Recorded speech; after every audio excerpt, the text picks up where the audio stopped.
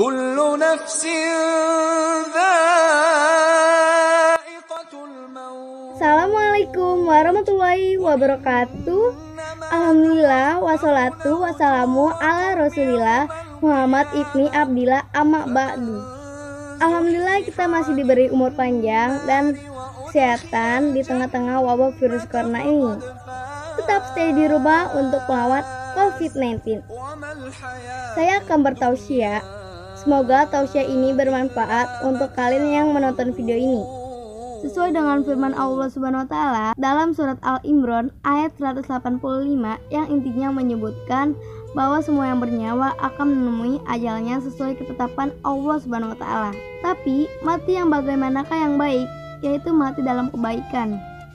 Yaitu kita selalu mengingat Allah Subhanahu wa taala dan melakukan semua perintahnya dengan benar. Tak salah jika kita tetap melakukan aktivitas di dunia. Karena Allah Subhanahu wa taala juga menyuruh kita untuk berusaha sekeras yang kita bisa. Namun, tetap lakukan semuanya atas nama Allah Subhanahu wa taala. Jangan pernah terjerumus dalam hal-hal yang tidak baik. Karena ketika mati tak ada satupun harta, benda, dan kekuasaan yang akan kita bawa.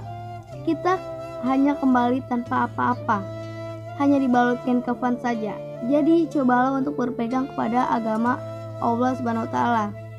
Agar selama hidup, banyak hal positif yang Anda lakukan yang akan menjadi amalan tercatat di akhirat kelak. Adapun tanda-tanda akan datangnya kematian menurut Imam Al-Ghazali seperti berikut ini. 1. Tanda-tanda kematian 100 hari pertama. Tanda kematian di 100 hari sebelum ajal menjadi peringatan bagi hamba yang dikehendakinya. Karena pada dasarnya semua umat muslim akan merasakan tanda ini. Hanya saja kemungkinan ada yang menyadari sebagai tanda kematian. Namun ada pula yang mungkin mengabaikannya. Terjadi setelah asar, di mana seluruh tubuh dari ujung rambut hingga ujung kaki seolah bergetar hingga menggigil. Bagi mereka yang menyadari tanda ini tentu akan memanfaatkan waktu kehidupannya dengan sebaik-baik mungkin untuk mencari bekal yang akan dibawa mati. 2. Tanda kedua 40 hari sebelum kematian. Tanda kematian di 40 hari sebelum ajal lazim terjadi setelah waktu asar, di mana pada bagian pusat akan terasa berdenyut. Selain itu, diriwayatkan pula bahwa sebelum ajal menjemput, telinga terasa berdengung secara terus-menerus. 3. Tanda ketiga 7 hari sebelum kematian. Pada orang yang tengah sakit keras, pada hari ke-7 menjelang kematian, selera makan justru meningkat, sehingga ingin menikmati makanan tertentu sesuai keinginannya. 4. Tanda keempat 3 hari sebelum kematian. Lazim dirasakan adanya denyutan pada tengah dahi, nafsu makan menurun, atau bahkan tidak mau makan. Mata akan terlihat memudar sehingga tidak lagi bersinar.